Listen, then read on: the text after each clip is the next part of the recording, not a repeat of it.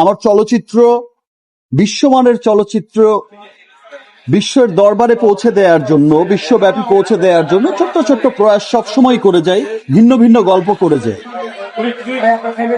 প্রিয়তমা যখন করেছি তখনও একটা গ্রুপ বলেছে, কেউ কেউ বলেছে আমাকে যে ভাই বৃদ্ধ লোক সিনেমা চলবে না, flop. Evergreen hit sir, সেই ভিন্নতা মানুষের পছন্দ হয়েছে। তো আমরা চেষ্টা করব আমাদের সিনেমা যেন সামনে আরো অনেক দূরে গিয়ে যায়, যে লক্ষ্যে আমরা সবাই কাজ করে যাচ্ছি, আপনারা সবাই কাজ করে যাচ্ছেন, এত পজিটিভলি কাজ করে যাচ্ছে। সমস্ত নেগেটিভিটি যত আছে সব নেগেটিভিটিকে পাশ কাটিয়ে আমরা সব পজিটিভ মানুষরা সামনে এগিয়ে যাব, ভালো ভালো কাজ করব, ইনশাল্লাহ আমাদের দেশের জন্য অনেক ভালো কিছু বয়ে নিয়ে। অমিতাভ বচ্চন হতে চান,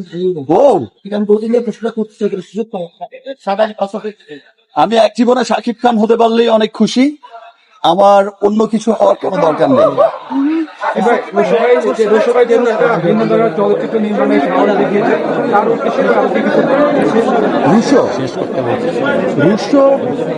রুশোর কথা তো আমি আর কি বলবো, অডিয়েন্সই সবাই বলছে যে এত স্মার্ট প্রেজেন্টেশন। আর রুশো অলরেডি টিজার যখন রিলিজ হয়েছে তখন থেকেই উঠছে, হাওয়ায় উঠছে, আমাকে উড়িয়ে দাও, সে উড়েই যাচ্ছে। রুশো থ্যাঙ্কস যে ও খুব স্মার্ট একটা ছবি, একটা সুন্দর চমৎকার একটা ছবি বানিয়েছে, যে চমৎকার স্মার্ট প্রেজেন্টেশন আসলে এর আগে আমি কখনো দেখিনি।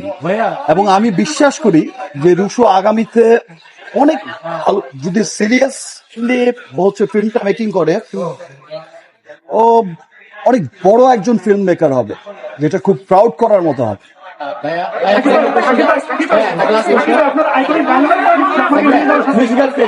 অনেক মানুষ বাদ্যযন্ত্র দেখিয়েছে, বাজানো শিখেছেন। পার্সোনালি যদি জানতে চাই এমন কোন বাদ্যযন্ত্র ছিল যেটা আরো আগ্রহী এবং সামনে থেকে সবাই পেলে শিখবেন এই সিনেমা থ্রুতে? এই ছবির মধ্যে দিয়ে রুশো আমাকে সবই শিখিয়ে দিয়েছে। একটা পিয়ানোর গান ছিল, কেউ বুঝতেই পারবে না যে আমি বাজিয়েছি না কে বাজিয়েছে, আসলে আমিই বাজিয়েছি। অনেক প্র্যাকটিস করিয়েছে। গিটার বাজানোর গান ছিল, গিটারও বাজিয়েছি। গিটার একটা তো কিনেই দিয়েছিল আমাকে।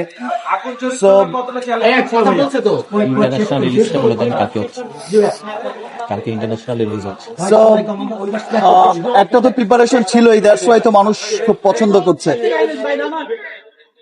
আর আরেকটা ইন্টারেস্টিং বিষয় হচ্ছে যে আগামীকাল মানে মুক্তির এত পরপরই একটা সিনেমা, আমরা এটা আগে থেকেই দাদাদের প্রিপারেশন ছিল যে আমরা পারলে তো আমরা একসাথেই ইন্টারন্যাশনালি গ্লোবালি সিনেমা রিলিজ করতে চাই। তো এটা অলমোস্ট একসাথেই হচ্ছে গ্লোবালি, পুরো পৃথিবীময় যেখানে যেখানে স্টার্ট করতে পেরেছে, যতগুলো কান্ট্রিতে, নর্থ আমেরিকা থেকে শুরু করে ইংল্যান্ডও আছে, আর অস্ট্রেলিয়ার কি দেশ যেন আছে। সো অনেকগুলো দেশে আগামীকাল থেকে কিন্তু গ্লোবাল রিলিজ শুরু হয়ে যাচ্ছে। আমার বিশ্বাস যে গ্লোবাল অডিয়েন্সের সিনেমাটা অনেক ভালো লাগে।